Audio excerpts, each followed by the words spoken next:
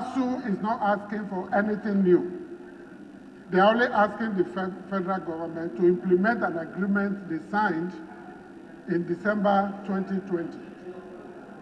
And if you look at the track record of conversations, the Ministry of Education is saying, we don't handle money, it is Ministry of Finance. But ASUU is under the Ministry of Education, and it has a responsibility to discuss with finance to ensure that these things are paid. They said the money is there to pay for the revitalization of universities across board. Vice Chancellors have come here to defend their budgets and proposals on this revitalization already. They said the money is there to pay earned allowances, that is in the central bank. What is holding it between the federal government and the central bank, I do not know. So all I'm asking, dear colleagues, is let us beg the federal government to live up to expectation and implement an agreement is signed without duress. Simple.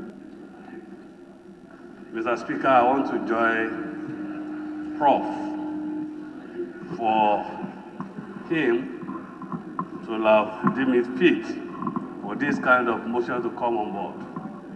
I think it's very important we consider what is going to happen at the end of this impending strike. This is a warning one. You must not joke with it. In the last few months, we all witnessed what has happened. And education is not something we can play with, because it involves our teeming youth, and we know what that can cause. We want to make an appeal to the federal government to go back to drawing board and ensure that that agreement signed is duly followed in toto. Thank you very much.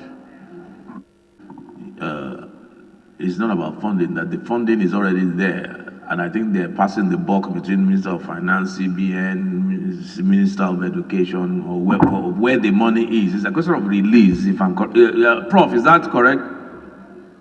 And the Minister of State Education, the money is there in the central bank. Now release the money, that is where the problem is. That's where the problem is. The release of the money is already there. Because if the money is not there, I mean, the Chief Whip is absolutely correct. It is our responsibility to make sure that our education sector is well funded.